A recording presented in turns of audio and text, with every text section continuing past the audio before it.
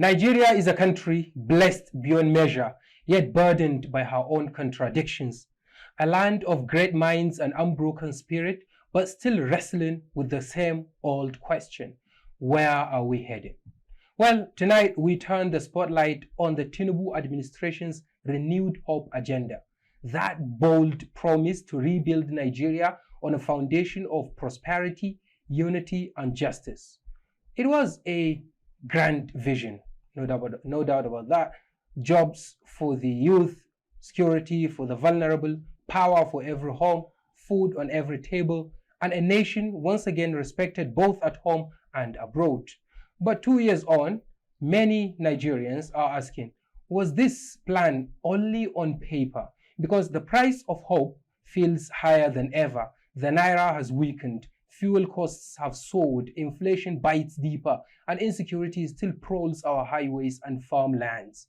So tonight, we're putting the questions directly to the government's chief messenger, the Honorable Minister of Information and National Orientation, Alhaji Mohammed Idris. From the economy to security, from infrastructure and energy to education and health, from foreign policy to the rule of law, we will separate political rhetoric from measurable results, because accountability, not applause, is the highest form of public service. This is the PAPShow. I'm Umar Isa Dandabu.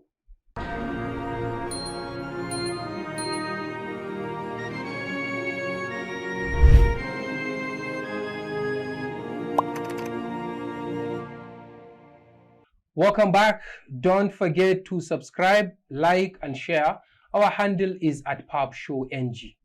You can also watch us on our partner stations like Liberty TV, channel 180 on StarTimes, and channel 137 on GoTV. There's also Tozali TV, channel 393 on DSTV, and channel 18 on GoTV. We also have Mohasa TV, channel 170 on StarTimes, and Nikomsat, channel 12518.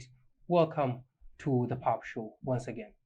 And well, the Minister of Information and National Orientation joins me currently in the studio. How utterly delighted am I to host you here, sir? Good to be here, Umar. I know it took some time, but I'm here finally. Of course, you seem to be a very busy person, and that's how the job is. That's what you have signed up for. Absolutely. Voluntarily. Absolutely so. That's lovely. So let's get started. We're going to start with economy, which is something very interesting and something that affects the ordinary Nigerians whom we are directly serving. The President's 2023 plan promised to, quote, build an economy that produces more of the everyday items Nigerian consumes. 2 years down the road right now, we're still an import-dependent nation. The question is, Honorable Minister, when are we going to be a productive economy rather than more or less like a consumptive one that we are currently and we have been for long? Well, thank you once again, Umar, for having me. Let me take you back. Okay. May 2023, when President Bola Ahmed Tinubu was sworn in as President of the Federal Republic of Nigeria. Of course, he came with this big promise of renewing the hope of Nigerians. And he came, his promise was anchored around 8 priority areas. We'll come to that later. But what is important, since you started with the economy, is that I want you to remember that when he took over on May 23, we had an economy that was generating revenue, and that revenue, 97% of that revenue is going to the service of debt. 97%. Okay. This is not something that anybody can even imagine. Mm-hmm. Just for a while, look at your own family, look at your wife, look at your family, your children, and when you take your monthly pay, mm-hmm. you use 97% of that mm-hmm. to service debts only. What is left for the provision of healthcare, for education, for shelter, for the everyday things of life? That's one. Second, you also remember that as at that point, about 27 out of 36 states across this country are unable to pay salaries. Also remember that in 2023, there was a budget that had provision for the fuel subsidy that will last until the end of May, so meaning that by June of 2023, there was no money again provided for in our budgetary allocation for the monster called fuel subsidy. Okay. Now, President Bola Ahmed Tinubu thought that you can have a faulty foundation. You can have an economy that is built on sand. You can have a situation where everything that you did, everything that you're going to do is built on a foundation that is most likely going to crumble. Indeed, Nigerian economy was like a dead horse walking the streets. So it was impossible for him to have continued along that trajectory. So what he did was to take this bold decision, two of them. One, the removal of fuel subsidy. We knew even at the onset that this was going to be a tough one. Regime after regime in the last 4 decades, it's almost impossible for everyone to have this political will to implement that decision. But President Bola Ahmed Tinubu, because he was largely interested in fixing the economy, in repositioning Nigeria, in building a solid foundation upon which the nation can grow, thought that he cannot think about politics. Okay. He shouldn't indeed think about politics. He came to look at Nigeria, to do a surgical operation, to find out what is it that we needed to do, as hard as it was, to reposition the economy. So he removed this monster called the fuel subsidy. He also took the second very big decision, also unifying the FX, in other words, weakening the naira. Well, you may say that, but what it did, because it's indeed the naira is weak. Well, what it did is that for the first time, we had a situation where every importer, I mean, some of this equipment you use have been imported.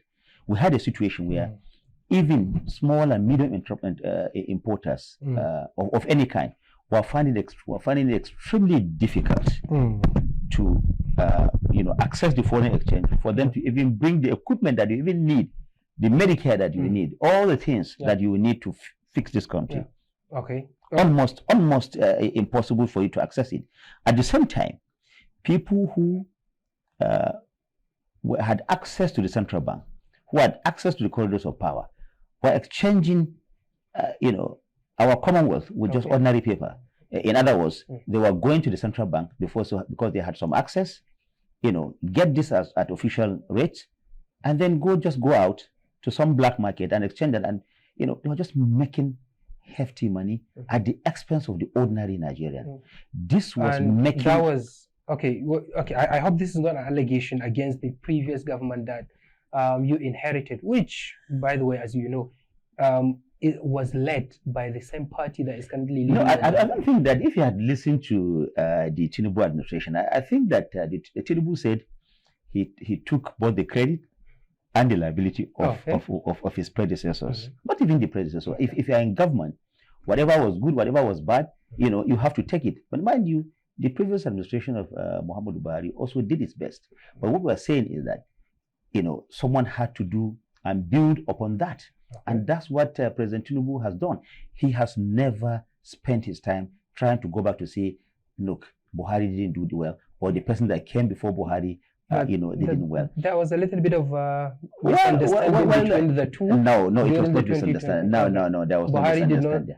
Did not endorse Tinubu at the time. No, he did. It was Ahmad Lawan's. Ahmad Lawan was Buhari's favorite. No, I don't know where you're getting that fact from. No, it's that's not before us. And Bola Ahmed Tinubu went and delivered that speech, and he said, "Emi Lokan."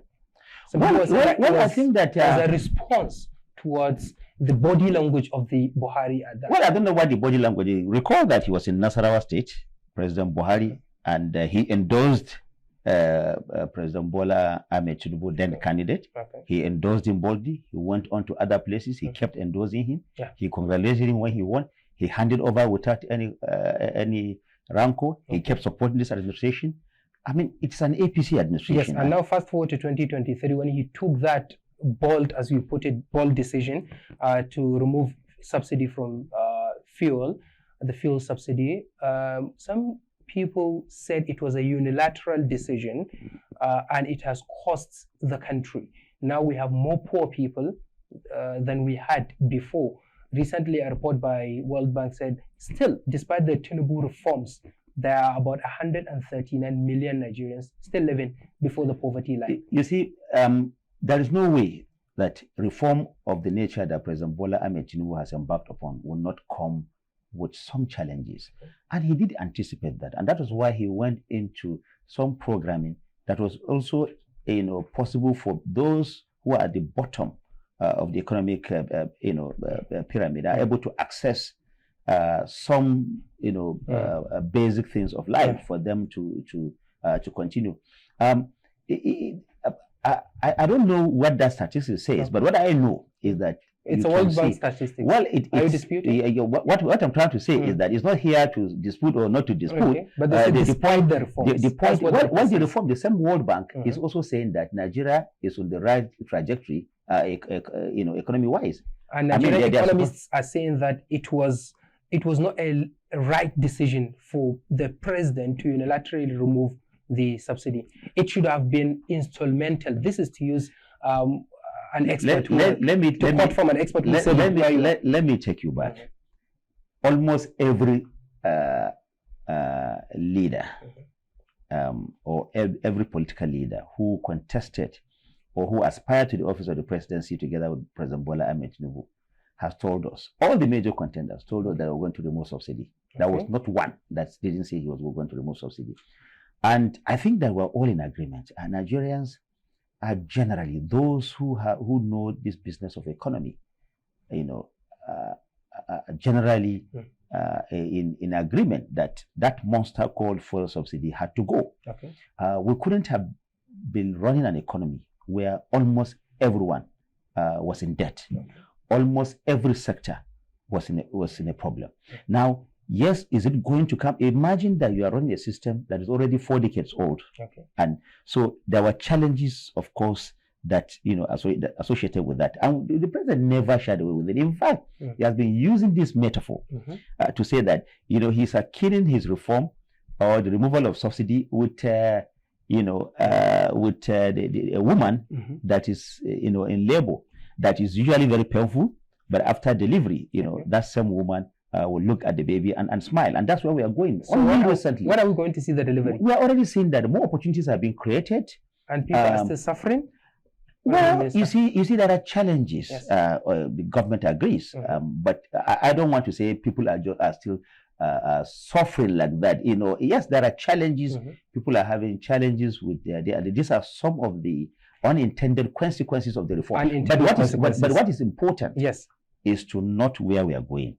Where is Nigeria headed? The president himself, only a few weeks ago, told us that indeed Nigeria has turned the corner. Okay, turned the corner. Yeah, we are having trade surplus in excess of 3.2 billion. For the first time, inflation is coming down. We're also seeing food prices going down. All the instances because that indicate the importation of food, you see, every administration which is killing the sector in Nigeria. Let me put it this way. I think that you don't just take one policy and say it is killing. At a point, it was very difficult for people to go to the market and access the foodstuff with the resources that they had.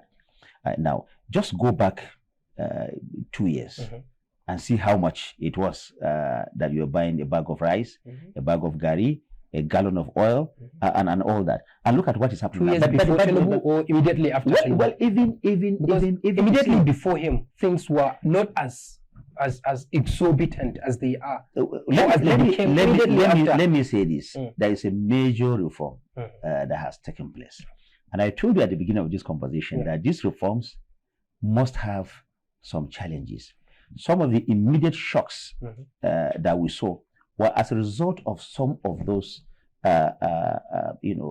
hard decisions that were taken in the interest of Nigeria to ensure that Nigeria's economy is put back on a solid foundation for it to now cater for all Nigeria. Just sit back for a moment and then look at those that were benefiting from the so-called subsidy regime. So just sit down for a moment. Well, you know them, the rich, of course, those who had access to... who are allegedly part of the governments. Well, I said whoever they are, that is also to tell you that President Bola Ahmed Tinubu does not care if you are part of government and this policy is intended to serve Nigerians. He will as well, go with it. Yeah, you did not answer directly the first question I put to you about why are we still an import-dependent nation? Why are we still dependent on the on oil? Because for a very long time. Let me put it that for a very long time, our economy has been really mismanaged for a very long time, and because of the fact that we had a situation where people are not even able to import those things. For example, let's look at simple agricultural, input. It was difficult, to bring them. Those who had access to resources, were even unable to have access to foreign exchange that they require to make this importation. We cannot be an economy, that is completely dependent on what is coming from outside. But for us to also be free from that, we also need to make some investment to ensure that that foundation is created, and you are able to import at a cost that is stable, that is also lower. Once upon a time, nobody knew at what cost you are going to, bring this cup in or bring this laptop in. So Nigeria now is a net exporter actually of food. Net exporter, yes. Or net importer? No, net importer of food. Of what? Of food. Yes. Okay. Yes. Okay, but our trade surplus. But we still import rice. We still import wheat, even as like toothpick, as people say, and palm oil. Well, this cannot be attributed. This cannot be attributed to President Bola Ahmed Tinubu. That Nigeria have been importing those things that we shouldn't have imported over a long period of time. The question is, what have you done? Yeah, this is what we're doing to fix repositioning. And what are we going to see the changes? Yes, we are already seeing that. We're already seeing those changes. The World Bank that you quoted, all the rating agencies of the world are beginning to see Nigeria as gradually, but also surely going towards a destination that they want to see it go. It is not a journey for one day. It is certainly almost impossible to have done this in just 1 year or 2 years. But what is important is that we are on the march, going forward. I told you about our GDP that has grown 4.23%. Massively. That's interesting. Yes, yeah. And some people are applauding your government. But the problem is that deep down, go to the common people, ordinary Nigerians, they are still suffering, and your lifestyle has not changed. It has. Umar, let me put this to you. I don't know whether you are aware of the pronouncement made by the government of President Bola Ahmed Tinubu. Which one? That about 1,000 people from each of the wards across the 774 local governments in this country are going to be supported to do small-scale businesses.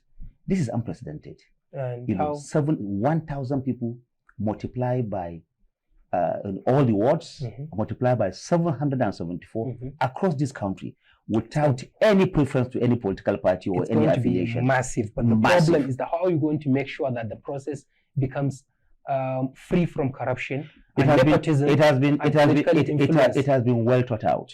What we're trying to do is to ensure that every person in every ward, the fact that it is even going to every ward, there are some wards that are not even supportive of our party. But President Bola Ahmed Tinubu, consistent with his policy of governing for everybody, is a president for everyone, mind you. And I thought you were going to touch on it. Okay, which one? For the first time in our history, you have more resources, not just available to the federal government.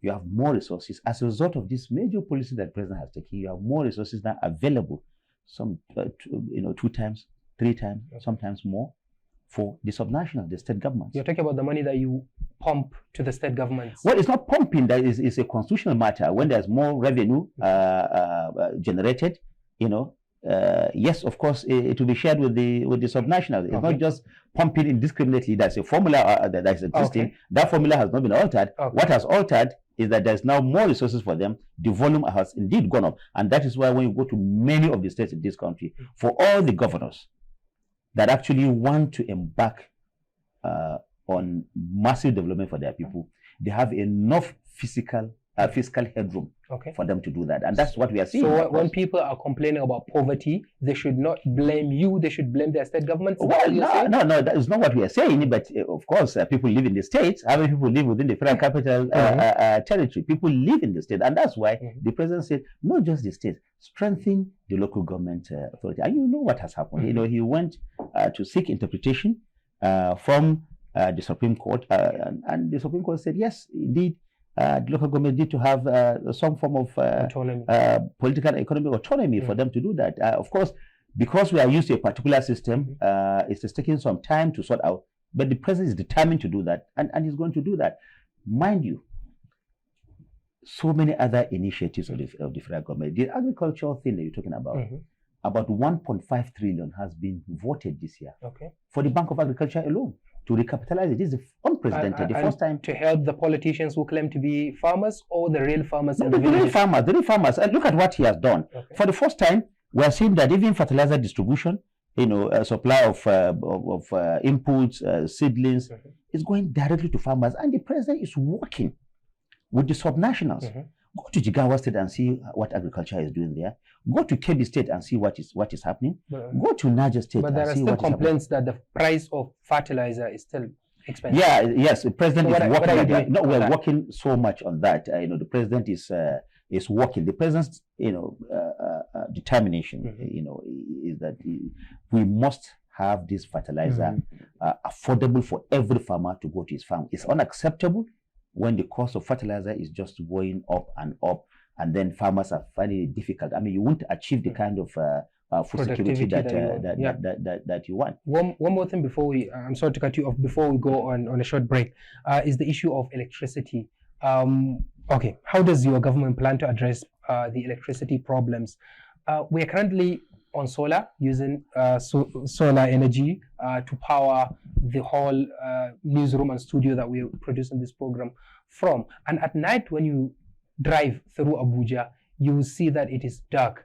And as a man from Kano, I would beat my chest and say Kano is much brighter than Abuja at night. Well, I don't know about that, but we have this energy mix transition that the president is pursuing. And for the first time, even look at the megawatt. For the first time, in March this year, the Ministry of Power declared that we have over 5,800 megawatts that is put out there. We've not achieved that in many, many years. This is not sufficient. The government is not saying that this is sufficient, but what government is saying is that we need to continuously work on that, improve on that, in conjunction with the subnationals. In the past, our law says you can't even just go and start your own power project. Now, all the subnationals, all the state governments, you know, have been encouraged. The laws have been, amended, so to say, to accommodate that for them. Any state government, even local government, you know, can decide to say, look, we also want to generate electricity, and they have the right to do so. It's no longer as exclusive as it used to be in the past. So the federal government is not going to help, is not going to facilitate the electrification of the country, for example. No, of course it will. It will. And why would you say that? You know, what we are saying is that we are also encouraging. You know, it's a mixed something. You know, that's what is called the great decentralization of our national grid. I think this in the past, everything is centered, you know, but now it has been decentralized, you know, so that the power can actually be generated even below the federal government. The subnations have the enabling environment for them to do that if they wish to do that. And then, of course, the president, being a private sector himself, is already encouraging the private sector players to invest more and more with the support of the federal government to show that this is going to happen. And to privatize it. Pardon? And to privatize it when we have the involvement of the private sector. No, it doesn't. You don't have to privatize. Like the private sector can start it and finish it. You know, you don't have to privatize it. Yeah, because we've done that. We've done that with the petroleum issue. But you know, in the past, it was almost impossible for you to determine what the cost of fuel, because as the naira was going, I mean, you know, dollar was going up or whatever currency, so is the fuel price. And now it's been completely deregulated. Okay. We have seen active players. We have seen our domestic refining capacity in this country has really gone up. Dangote is there. Thanks to Dangote, not even the four refineries. No, even but there are also modular refineries that are also being modular. What does that mean? Small scale refineries, that are also being encouraged, for them to also do that. Owned by private people, citizens? Yes, private citizens, yes. If you have the resources from what you do here, you can go into it. Okay, that's lovely. So we're going on a short break, but before then, your lifestyle has not changed. I mean, not you in particular, but the lifestyle of people in government has not changed while people are still living in utter destitution. Well, it shouldn't change, really. I mean, people should live according to their means. I'm an advocate of that. I try to live it as much as possible. We all do not have the same level of we are not at the same level of economic opportunities. Okay. Sometimes when they see government people, people go into government, there are many of them that are successful people in the private sector that have also gone into government. But, it's harmful when public officials are seen to be displaying wealth that the people can see they didn't have before they get into office. That is really very harmful. No one will support that kind of situation. And I think that Nigerians must have their own ability to discern whose income just went up exponentially as a result of corruption or misapplication of the common resources that we all have. This is not what we should be as a country, and President Bola Ahmed Tinubu clearly frowns at that. I mean, discourages that. No, he does. Only frowns. No, he discourages, because even frowning is actually discouraging that. I mean, you have seen situations where even his foreign travels are being cut down. Ministers have been advised to cut down the number of cars following them. You can see that I came here with my car and a backup security, not like you have a long retinue of officials following you just because you are a minister of the Federal Republic. These are all measures, and I think that the ministers are also trying in their own way, but not all of them. Ensure that. Well, I think that they are convoys. Trying. Well, I'm not mentioning names, but we still see convoys. Well, the law allows the ministers to have at least security, to have their own vehicle. Okay. And when you are going for a function, the minister is not the only person ministering that ministry, so to say, if you will. He's going there with a number of officials who are helping him, not just spending money, but are also helping him to deliver on the mandate that Nigerians have given them. And on this note, we're going on a short break. When we come back, Honorable Minister of Information, and more important issues will be dissected. And I'll be interested in talking to you about security and a couple of other interesting stuff. This is the PAPShow with me, Umar Isa Dandago. We're going on a short break. When we come back, the conversation continues with the Honorable Minister of Information and National Orientation, Alhaji Mohammed Idris. Take a seat on the Political Advantage platform for real conversations about Nigeria by Nigerians. Follow our live stream across these channels and learn how it all affects you. Every Sunday, you have a chance to stay ahead by staying engaged and informed. Tune in to the Political Advantage platform to share in real conversations that matter to you. Have you ever heard of the Hausa version of the PAPShow, which is Pap Hausa? If you haven't, just head over to YouTube and search for the YouTube channel, which is at Pap Hausa, and search for us across social media, and the handles are at Pap Hausa. And don't forget to share with everyone you can after subscribing and liking. Welcome back. This is the PAPShow. I'm Umar Isa Dandago, and my guest tonight is the Honorable Minister of Information and National Orientation, Alhaji Mohammed Idris. Thank you very much indeed for coming back. Thank you for having me. It's been an interesting ride. Yeah, very interesting indeed. Right, yes, and I hope you're enjoying it. Very well. Okay, that's great. So let's talk about security. Nigeria has been battling with security issues for an extended period of time. what an irony! In the 80s and 90s, Nigeria had one of the strongest army, one of the strongest security architecture. In fact, we helped Sierra Leone, we helped Liberia, and so on and so forth. But since 2009, Nigeria has not been able to defeat Boko Haram, and subsequently, more and more terror groups have sprung up.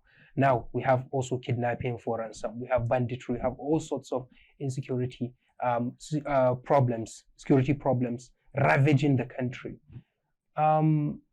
What has your government been doing to tackle it? Well, first, you are right. This country has been really battling insecurity for a very long time, since 2009, as you have said. We saw the emergence of Boko Haram. We saw the emergence of other foreign-backed terror groups, ISWAP, Ansaru, if you will. Even the so-called Mahmuda group, and Lakurawa, and in Southwest, yes, Sokoto and Kebbi. Yes. So all of them. But it's really very, very, unfortunate for us as a country. And the president, when he came in, said this is not acceptable. We must find a way of ensuring that Nigeria once and for all defeats Boko Haram. And he set to work. He gathered those who are in charge of our security and gave them this task. And what you can see from the beginning, three major things. One, we have seen an upsurge in the procurement of the hardware that the security agencies need to fight these terror groups. That's one. Two, we have seen greater coordination among these security agencies. In the past, we had a situation where some of them are not aligning. Everyone is just doing his thing. There was no proper teamwork. What the president has done, the synergy wasn't there. What the president has done is to ensure that all of them are now coming together, working together and ensuring that they are all helping each other. The issue of security is not one that you can leave to any particular agency. It's an interagency issue. Interagency cooperation is highly essential. But beyond that, you also need, people of the country to really support them and work to ensure that collectively they also support the federal government to battle that. We've had situations in the past where these same terrorists are hiding, getting succor among the local population. This has not been helpful. But I must tell you that we have successfully, arrested over 17,000 of these terror groups. Over 13,000 of them have been neutralized by the army. Our highways are a lot safer than they were. I give this example all the time. That a few years ago, it's almost impossible to take your car, and begin to travel between Abuja and Kaduna. Almost impossible. But now people seem to forget that. Now, no one asks questions. I'm sure you applied. You're from Kano. You applied that road.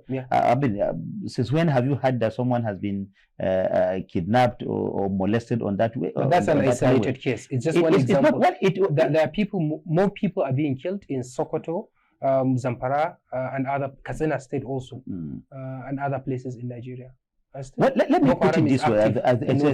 It's not as active as you've forgotten, Umar. We used to have Boko Haram holding territories in this country. 40 local governments before Buhari. Exactly, foisting flags, collecting taxes, providing municipal services for those territories. That's no longer the case. But they're still having issues there. There are issues, but what I'm saying, I just came from Borno. I was in Borno State last week. I've been taking around. Borno used to be, the epicenter of that. Now in Borno town, you don't hear of this completely. Completely, they've succeeded in really taking care of that. You see, the security issues are very complex issues, and I want you to know that our military is not fighting a conventional warfare, because we are trying to bring successes in ECOMOG and in other places. This is not a conventional warfare. You are fighting people who are also, embedded within the general population. You are careful in trying to isolate them and dealing with them. Many of them, of course, are hiding in the forest. We are pursuing them. Today, more than 100 of these kingpins have been neutralized. We still have a few of them. Alhaji is still alive. Well, it's just a matter of time. The security agencies have told us that they have him in sight. Okay. And they're trying to get him. When are they going to capture him? Well, I'm not a military person. So you are the spokesperson of the government. Well, I'm not a spokesperson for the military, but I'm the spokesperson for the government. What I can tell you is that they have him in sight, and they're going to get him wherever he is. How soon? I'm sure pretty soon. Okay. Yes, and then you have to know that because this takes a lot of synergy, not just the federal government, even the states have to come together. They have to operate also together. Once you pursue them from one place, you see them going, another direction. What the president has done is that ensure that more and more officers, men and women in uniform, are being recruited and being trained and being sent to the factory. Forest guards are being deployed now, because some of these forests are where some of these criminal elements are. We cannot accept a situation where people just go to farms, to villages, to homes, and just kill people indiscriminately. And this takes me to the next question. Because of the activities of these terrorist gangs and elements and criminals, we've had a situation where they try as much as possible to make this look like it's a religious war. Okay. But we all know, you and I know, that even the mere chant of Allahu Akbar does not immune you from these terrorists when they get you. I mean, see what has happened in Malum Fashi recently. See what has happened to Christians. People are praying the mosque and they were attacked and killed, innocent people. Going for early morning prayers. Yeah, because you started raising this important issue that has captured the attention of not just Nigerians, but even the US government, the allegation of Christian genocide, which your government has disputed, has debunked. Yeah, you see, we don't even want to use that word again. What they are trying to characterize us is a country that has no religious tolerance. I would rather go like that. And it's not the U.S. government yet. Okay. We have some legislators, we have some active people within the U.S. administration who are, saying that it is not a government position. Okay. So as far as government to government between Nigeria and the U.S. is concerned, there's not up until this time that I'm talking to you, and we're already seeing that they're already understanding. Very recently, one of the U.S. officials visited Mr. President recently in Tokyo. I mean, in Italy, and he also was better educated, and he has also acknowledged the fact that there is no Christian-Muslim conflict in this country. What we have are criminals who are using religion to attack people and make the world to think that there is actually a religious crisis in this country. But and I know that they attack Muslims as much as they attack Christians. Nigeria is a multi-faith, multi-religious country. We do not have a policy. The government of Nigeria does not have a policy of targeting any particular religion in this country. Indeed, it has a responsibility to protect the lives and property of all Nigerians, whether they are Christians, whether they are Muslims, or even if they choose not to believe in anything. They have a responsibility in doing that, and our military is trying hard, working together with the security agencies to ensure that we change this narrative. Okay. I think what we need is not condemnation. Okay. We don't need this kind of characterization. What we need is support from all. Security is not a one nation issue. All of them, that are criticizing Nigerians also have one form of cooperation with Nigeria or the other. So I think we need to strengthen that. We need to strengthen this regional cooperation. We need to strengthen this even continental cooperation so that we can collectively fight these terrorists, fight these criminals, and call them by the name that they are. These are criminals trying to create a situation that will characterize us, as such. We want to call on all Nigerians, especially the media practitioners, to reject that, to understand that this indeed is not a religious. It's unfortunate that some people are towing that line, but I think they need to pause, to think again. This is not helpful. this indeed is hurtful to all Nigerians, and we need to support the government, we need to support the military, we need to support all the security agencies in their fight against these criminal elements in this country. All right, I think, Honorable Minister, before I let you go, we need to talk about an important part of your government, the issue of infrastructure, and a couple of other things that you have been doing for the country. Infrastructure, we've seen a disparity between the infrastructure projects currently happening in the south versus the ones that are currently happening in the north. For example, the Abuja Kaduna Kano road has not received the kind of attention that it should, compared to the Lagos Calabar coastal road. Where did you get that from, Umar? The last time I checked, work is ongoing on the Kaduna Abuja highway. Indeed, the Zaria Kano axis is almost done. If you come back here from Abuja end, work is progressing. You might say it's a bit slower than you hope. A bit slower than the other one in the south. No, certainly not. Certainly not. I think we should move away from that kind of characterization that because it is in the north, it is slow, and then when you go to the south, it is not slow. I think this is not helpful. This is not correct. This is not a true representation people are of saying what it is. This is what they have observed. Well, some people may say that, but I keep telling you that this is not correct. This is not helpful. The Lagos Calabar Coastal Highway is in progress. The Sokoto Badagry Highway, these super highways, are also in progress. Other major highways, there are new contractors that have been appointed for the Kaduna, Abuja. I was on the highway some time ago, the Honorable Minister of Works, to unveil that to Nigerians. It was a live show on the highway itself, and the minister has said, at that time, that within 14 months, and he's right on course. He is still insisting that. Then indeed, some kilometers were added from the Kano end, and about 10 kilometers also added from the Abuja. The Abuja end. I think that work is ongoing, and Nigerians will, especially those who ply Kaduna, Abuja. But you have not addressed the issue of disparity, especially in the costs. For example, the 700-kilometer span of the Lagos Calabar project costs at least 15 to 20 trillion naira, and which is roughly like 30 to 35 billion per kilometer, according to an estimate. The most expensive road project we have ever seen in the history of Nigeria, versus the Abuja Kano road, which is estimated to be around 1.3 trillion naira, roughly 3.46 billion naira per kilometer. Well, I don't want to go into those statistics. This is for the details for those in that sector to defend. But I can tell you that roads don't cost the same. This is not how you cost roads. You don't cost roads, as if they are flat rates. I am not defending anything.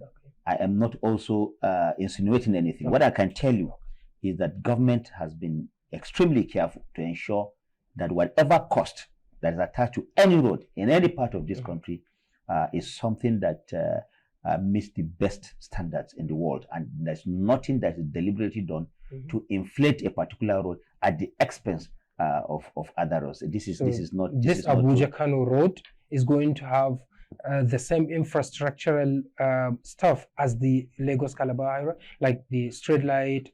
Some people are even saying that there is Wi-Fi, CCTV camera, and so like I said, I don't want to go into those.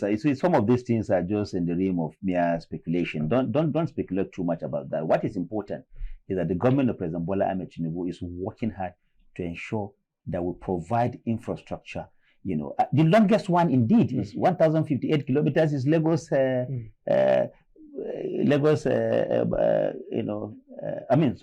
Sokoto, Badagry, over 1,000 kilometers.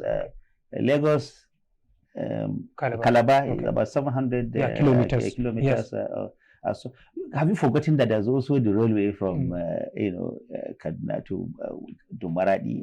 That is ongoing. It's also ongoing. Yes, the president has not stopped the AKK, for example, that the presidency of Buhari started. He's continuing with that. So these are things that are going to revive and resuscitate the economy of the north? Certainly they would. If you create infrastructure, you are enabling people to move faster, you are enabling goods and services to connect with people faster than usual. certainly it will improve the economy. The AKK project, for example, what is the bane of most industries in the northern part of the country? It's likely power, energy. Energy. Sure. This is going to be, certainly solved when the AKK is completed.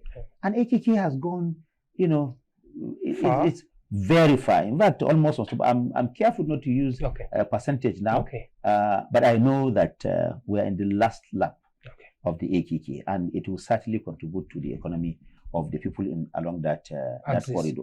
And I want you to know that there are other reforms that the president has done. Look at NEL Fund. I'm surprised you have not brought that up.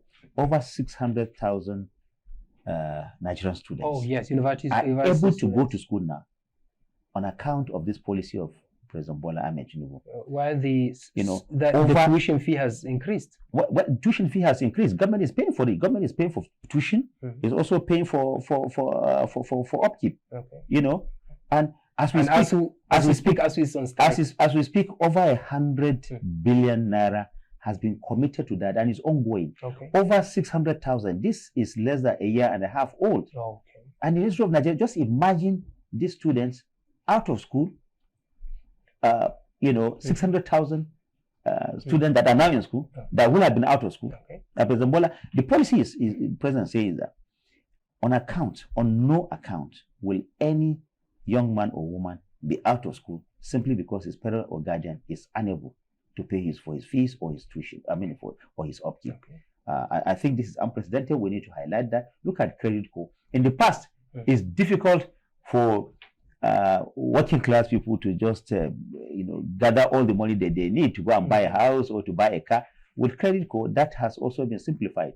It's a bit slow, but by the time it gets full steam, you don't need to put all your money together to say you want to go and buy a house, because you don't need that. Most of these advanced countries that we go to, no one goes to say he needs all that money. Ministry for Livestock Development, unprecedented, the first time in the history of this country, is a potential 30 trillion naira economy or more. A lot of oncology centers have been built. We went to about 3 states with the Honorable Minister of Health and the Honorable Minister of Finance to commission them. One is in Katsina, one is in Benin, one is in Enugu. They're already functional.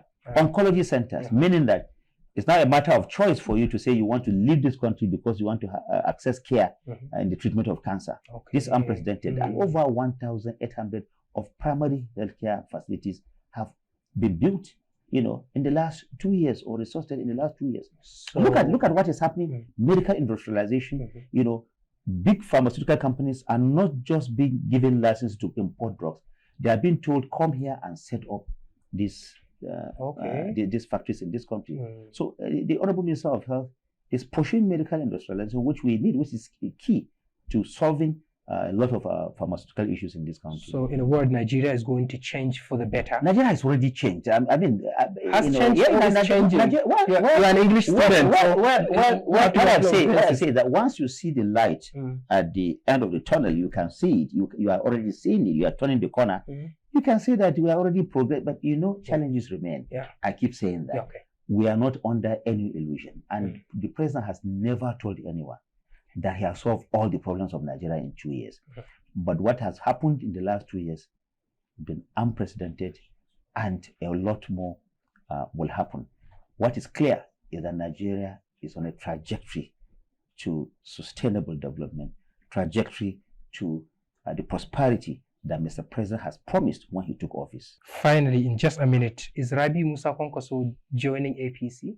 And what have you got for him in store? Let me say this, that this is democracy and everyone is welcome on board. If Rabi Musa Kwankwaso, who is a leader in his own right, chooses to join the APC, he's welcome. But not allow him to, or anybody to come into APC would not be helpful. This is democracy. Need him. Your government needs someone like the government needs everyone. Government needs everyone. We need everyone to come into this revolution, because Nigeria is changing. President Bola Ahmed Tinubu is taking Nigeria to the path of sustainable prosperity, sustainable development that all of us need. And whoever feels comfortable with that journey, whoever feels that he can partner with this government or join this government, why not? I mean, not doing that will be undemocratic. And is it true that when he comes in, let's assume he comes in, he's going to get the VP position come 2027? Well, I'm sure you've heard about that. No, I've not heard about that. I don't know about that. This is mere speculation at this point, and I don't want to. Another speculation is that he's going to be nominated as a minister. This is within the realm of speculation. I don't have any brief like that. It's never been discussed in any circle that I'm in attendance with. We are concerned with the policy of the government of President Bola Ahmed Tinubu. But like I said, everyone is welcome into our party if he or she feels comfortable to join, based on the good performance. Because he has people. Based on the performance. Why? I don't know why you keep hammering on Kwankwaso. There are other people. Everyone is welcome. All the we have seen the good words that the president has used to wish Kwankwaso birthday. He's his friend. Have you forgotten about that? I mean, they have been in democratic struggle over a long time. They are friends. I mean, they're not foes, and so you can always use good words on your friends. Time will tell. Honorable Minister, your final words about PAP and the show and everything. Well, this is really very, very interesting. It's I chose to come here because I felt encouraged by what you do. I see a group of young men and women trying to contribute to nation building, and I think that you're moving in the right direction. But I will urge you to remain professional, professional. Okay. That's the only way that you can grow.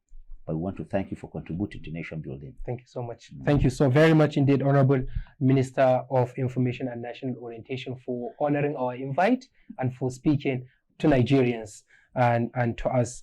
And I hope to get you back again sometime in the future. I hope so. Well, 2 years into the renewed hope agenda, Nigerians aren't just counting the promises, they are counting costs. The question tonight was simple. Has hope been renewed or merely renamed?